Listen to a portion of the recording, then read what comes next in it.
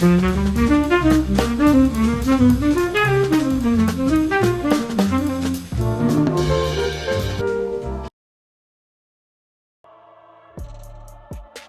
what up, though? Welcome to another reaction episode. Like I said, if you tap it in, look at my past videos. We cover everything from around the world, from politics to certain crimes. You know what I'm saying? That's what I like to focus on. And I like to give y'all some word of God and everything like that. Make sure we all leveling up. You feel me? I'm gonna start going live in a minute and just start doing a whole news show. And instead of focusing on the bad, we're gonna focus on the good too. I'm start giving some health tips, working out tips, food tips, everything to make us good overall. We gonna work on our spirit, our soul, and we gonna work on this flesh. You feel what I'm saying?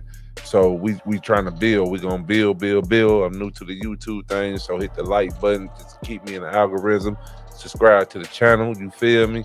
And we gonna keep growing together. But New York is out of control. I mean, not New York, Chicago. Chicago is out of control. So we all know for the past, since the Chief Keef days, Chicago been on fire with the gang violence and everything. So as we seen this past weekend, they did the Christmas tree lighting, and like 7 people was killed. You know what I'm saying? And off of teenage takeover. So it goes back to my question: where are the parents? How, if you got good active parents at home, how can your team be involved of a teenage takeover? Where are you at? What are you doing? And if you can't take care of no baby, why you keep popping them out? And now we got this a teenage takeover. Are you kidding me? This is crazy. I'm gonna jump right into the story, man. President Trump honing in on Chicago after what should have been a holiday celebration turned into a scene of chaotic violence. Hundreds of teenagers swarmed the city's annual tree lighting ceremony, leading to 2 shootings. A 14-year-old boy was killed and 8 others were injured. 7 of the ones who were injured were also teenagers, 13 to 17 years old. This is the Faulkner Focus. I'm John Robertson for Harris Today. The horrific scene is renewing President Trump's repeated calls to help. He posted Governor Pritzker and the low IQ mayor of Chicago are refusing federal government help for a situation that could be quickly remedied. Dog, Chicago has the worst mayor, Mayor Brandon Johnson. He's the worst mayor. If you ain't hip on the politic tick, we gonna politic about politicians real quick. Mayor Brandon Johnson, he the same dude that kept trying to go against Trump. He trying to protect the migrants, trying to get them free health care and a free place to stay to the illegal migrants. He raised the property taxes just last week on all the house residents. So everybody tripping about that. They out there protesting and everything. And then they changed the crime law thing to the cash bail thing, which means all these criminals, all these teens and stuff that's doing stuff getting right out of jail. They getting right back out of jail. He got the city is they in super debt. You feel me? The real estate department is terrible. Everything is terrible about Chicago, bro.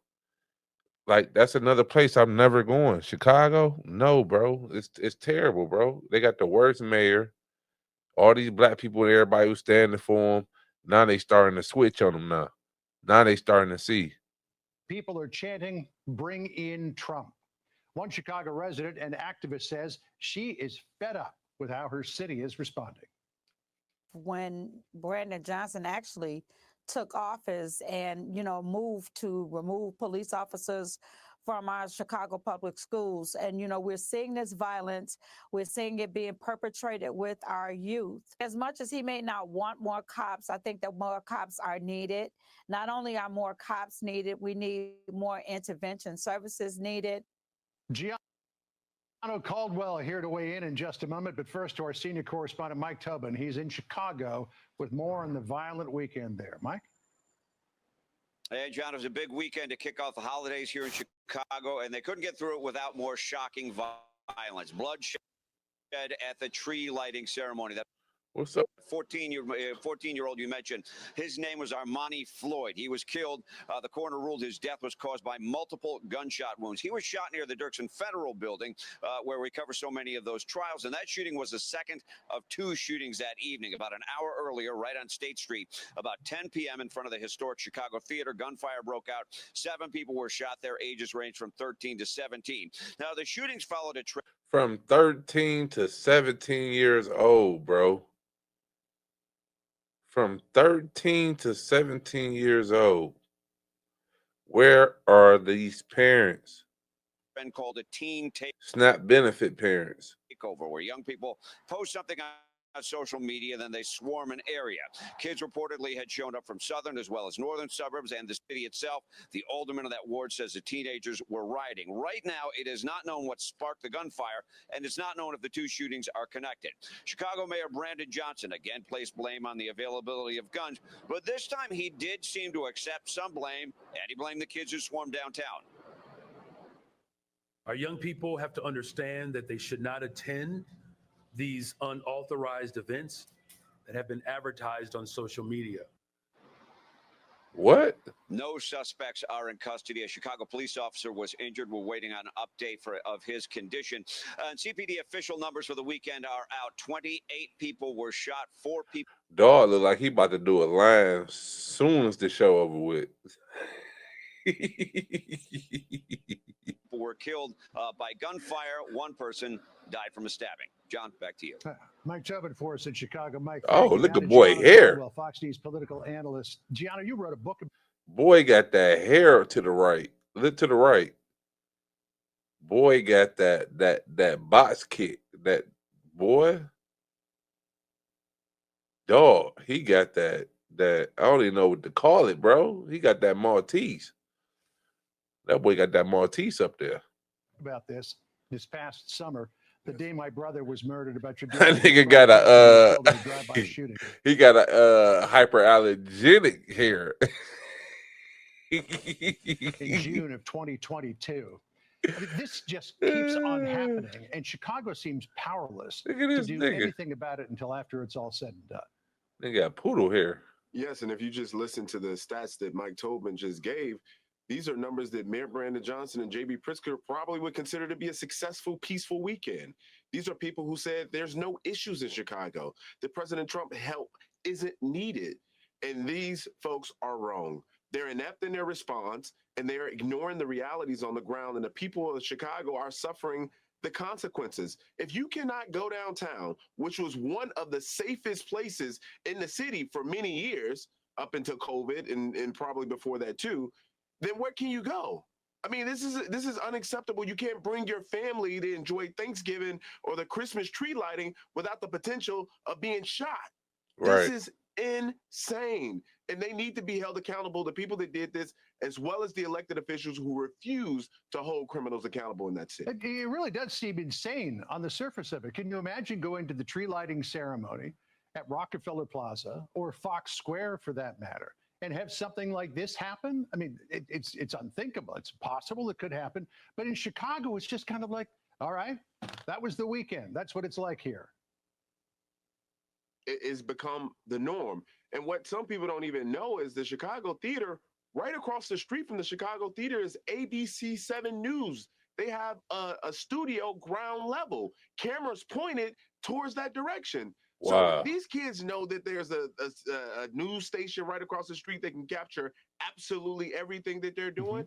But they don't care. Why don't they care? Because they've never faced consequences. And that's what happens when you implement laws like the Safety Act in Illinois, which eliminated cash bail, which eased up on a lot of penalties when it comes to many crimes. And it also is the reality that you get when you handcuff the police. They had over 700 police officers in that downtown area, according to reporting. So if you can't fear the police, you don't fear the news stations is clearly taking video, and you come out in mass, 300 kids, then what is there to fear? But they created those environments, and I'm talking about J.B. Pritzker and the Mayor Johnson. Yeah, and the best that Johnson could do is to caution kids, don't go to these events that are advertised on social media. That's the city's response.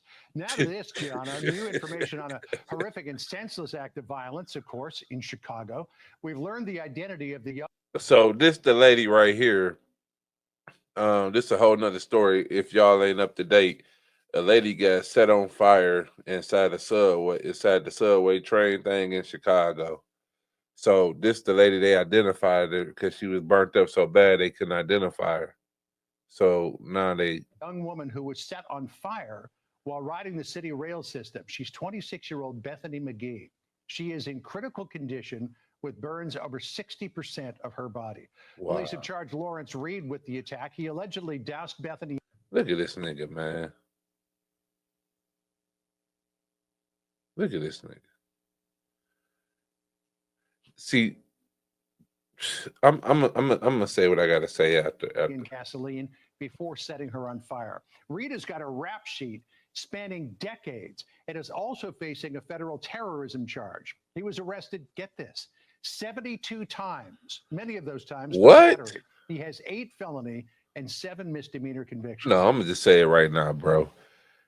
I see why white people look at us like this. I see why when we move to the white neighborhoods, why they look at us, why they don't want us there, why they don't want to stand around them. Because I think I got that mindset now. I get mad when I see niggas move on my block, bro. Because it's the mindset, bro. It's a difference between black men and niggas. And black people as a whole get mad when you talk like this because they so pro-black that they can't even hold themselves accountable. Like, this is ridiculous, man. In our culture, bro, we killing each other. We starting to kill other. We killing people. This is crazy, bro. All these crimes come from black people, bro. So let me give you an example. So when 9/11 happened, how was everybody looking at the Arabic people? To this day, you go to the airport, you go book a flight, and you see somebody Arabic on your plane. That's the first thing that pop up in your head. Stereotyping. We can't help it. We just stereotype. We know what they known for. You feel me? So how you think we getting stereotyped as black people, bro? Because what are we known for? All this dumb shit, bro. All this dumb. So a brother like me that don't have this type of mindset, I gotta prove myself when I walk in a room and show them that it's a difference. You feel what I'm saying? That I'm a different type of nigga. You feel me? I'm not like this nigga. And it's sad to say that, but we do. Like the good black people have to prove themselves that they're not like these dumb niggas because it's a stereotype over us, bro. Off the things we doing in our culture, our community, and everything, bro. This is crazy. Arrested 72 times, my nigga. Man, what? Man, this shit crazy.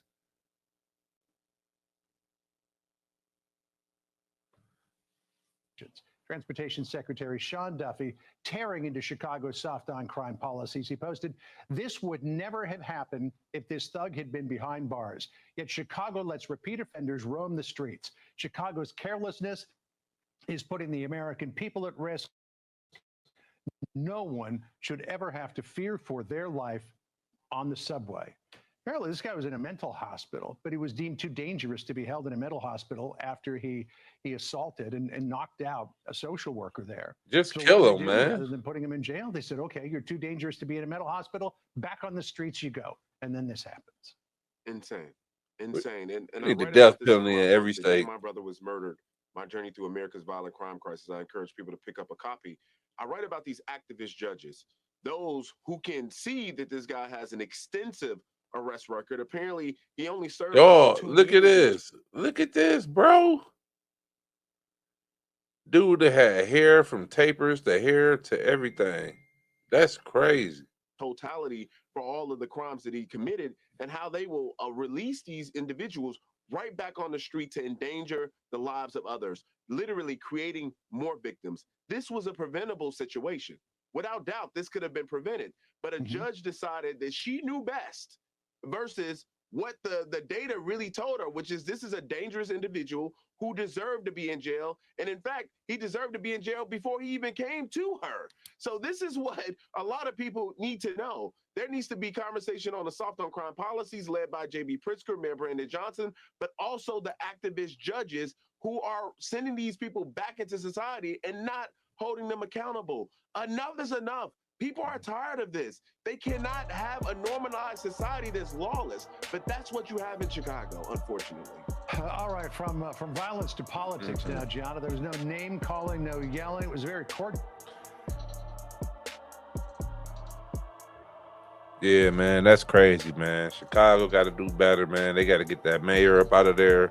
They need to let Trump go to work, send them troops in there, straighten all that up, straighten all that out. You feel me? Y'all, they definitely need some help. And Chicago definitely a place I would not be going, and I recommend it if you don't go. You feel me? That's what we got for today, man. Chicago news. You feel me? I'm out. Oh, like the channel, subscribe to the channel, keep me in the algorithm, you feel me? So I can keep building, so we can stay building together, you feel me? All right, I'm out.